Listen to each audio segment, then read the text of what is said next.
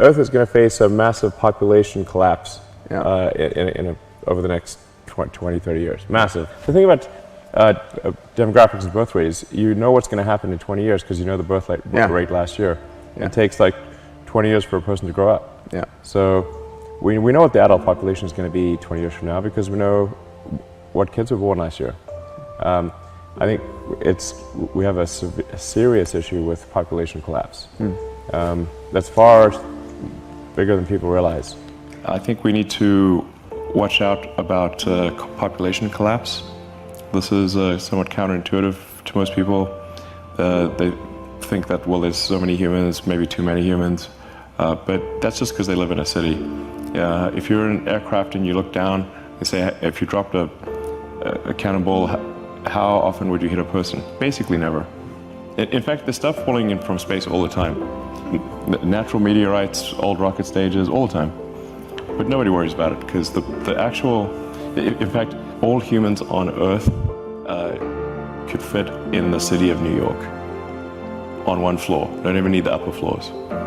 So that's actually, the cross-section of humans as seen from Earth is extremely tiny, basically vanishingly small, almost nothing. So we need to watch out about population collapse.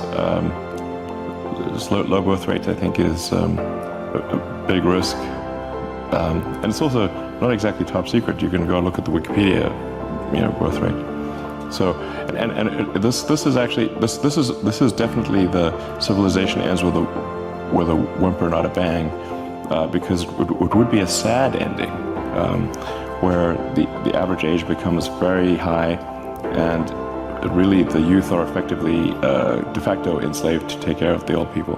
This is not a good way to end. I am concerned about certain directions that AI could take that would be not good for the future. I think it'd be fair to say that not all AI futures are benign, not all. And so if you have something, if we create some digital superintelligence that exceeds us in every way by a lot, it's very important that that be benign. And so actually with a few others, I created OpenAI, which is an AI. It's a non-profit actually. There's no. I think the governance structure here is important. So we want to make sure that there was not some fiduciary duty to generate, profit off of the AI technology that's developed. So we created this 501c3, but I think it's quite different from. A lot of sort of 501c3s are, they don't have a high sense of urgency, and they're not like developing technology at a fast pace. But OpenAI is. So OpenAI has a very high sense of urgency, and I think that the people that have joined are really, really amazing. And the intent with OpenAI is to democratize AI power. There's a quote that I love from Lord Acton. He was the guy that came up with power corrupts and absolute power corrupts absolutely, which is that freedom consists of the distribution of power and despotism in its concentration. And so I think it's important, if we have this incredible power of AI, that it not be concentrated in the hands of a few and potentially lead to a world that we don't want. It's difficult, it's called the singularity because it's difficult to predict exactly what future that might be, except I don't know a lot of people who love the idea of living under a despot. I don't think people generally choose to live in a democracy over a dictatorship. This is sort of like what would be the point of competing for, mutual destruction? It's like it's not about competing. It's really just about trying to increase the probability that the future will be good. That's all. So the goal of OpenAI is really just to take the set of actions that are most likely to improve the positive futures. You can think of the future as a set of probability streams that branch out and then converge, collapse down to a particular event, and then branch out again. And there's a certain set of probabilities associated with the future being positive and different flavors of that. And at OpenAI, we want to try to do whatever we can to guide, to increase the probability of the good futures happening. I think that's really what we're trying to do. Certainly I mean, a good rebuttal to that. However, I think if AI power is widely distributed, and there's not, say, one entity that has some super AI that is 1,000,000 times smarter than anything else.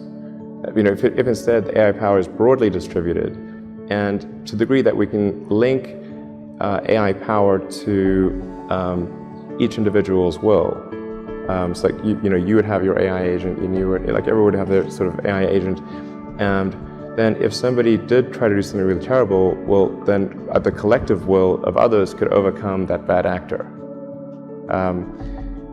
Which you can't do if there's one AI it's either has its own will, or more likely, at least in the beginning, is controlled by some small set of people. Going back to the AI situation, this is quite an important debate. Like if you assume any rate of advancement in AI, we will be left behind by a lot. And so then we could be in benign situation, but even the benign situation, if you have if you have ultra intelligent AI, we would be, so far below them in intelligence that it would be like, a pet. Yeah, it would be like the house cat. It's not the end of the world, It could be. Honestly, that would be the benign scenario. I mean, I don't love the idea of being a house cat. Well, I've been trying to think of like, what is an actual good future? What does that actually look like? Or at least bad, or we're headed towards either superintelligence or civilization ending. Those like the two things that are like that'll happen. Intelligence will keep advancing. The only thing that would prevent it from advancing is something that puts civilization into stasis or destroys civilization. So then we have to figure out what is a world that we would like to be in, where there is this digital superintelligence. I think and then another point that I think is really important to appreciate is that all of us already are cyborgs. So you have a machine extension of yourself in the form of your phone and your computer and all your applications. You are already superhuman. But by far, you have more power, more capability than the President of the United States had 30 years ago. If you have an internet link, you have an oracle of wisdom. You can communicate to millions of people. You can communicate to the rest of Earth instantly. I mean, these are magical powers that didn't exist not that long ago. So everyone is already superhuman and a cyborg. The limitation is one of bandwidth. So we're bandwidth constrained, particularly on output. So our input is much better, but our output is extremely slow. If you want to be generous, you could say maybe it's a few hundred bits per second or a kilobit or something like that output. The way we output is like we have our little meat sticks that we move very slowly and push buttons or tap a little screen, and that's just extremely slow. And compare that to a computer which can communicate at the terabit level. So very big orders of magnitude differences. The analogy to a nuclear bomb is not exactly correct. It's not as though it's going to explode and create a mushroom cloud.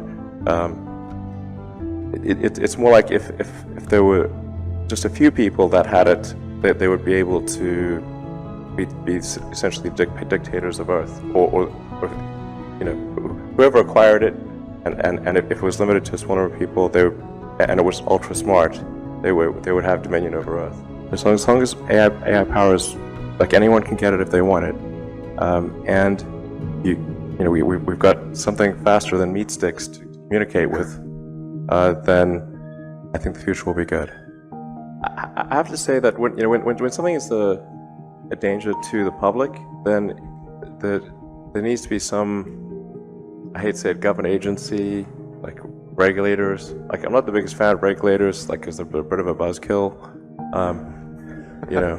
but The fact is, like, we've got regulators in, the aircraft industry, car industry, deal with them all the time, with drugs, food, and anything that's sort of a public risk. I think this has to fall into the category of a public risk.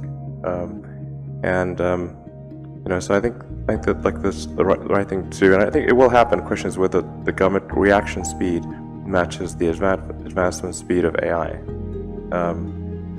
Governments react slowly, and governments move slowly, and they tend to be reactive as opposed to proactive. But you can look at these other industries and say, like, does anybody really want the FAA to go away? It's like people could just be a free-for-all for aircraft. Like, probably not. Like, there's a reason it's there. Or just people can just do any kind of drugs, and maybe they work, maybe they don't. We have that in supplements, like, which is kind of ridiculous. But I think, like, on balance, FDA is good. So I think we probably need some kind of regulatory authority, and I think it's like the rebuttal to that is like, well, people will just like move to Costa Rica or something. That's not true. Okay, like, we don't see Boeing moving to Costa Rica or to Venezuela or wherever it's like free and loose.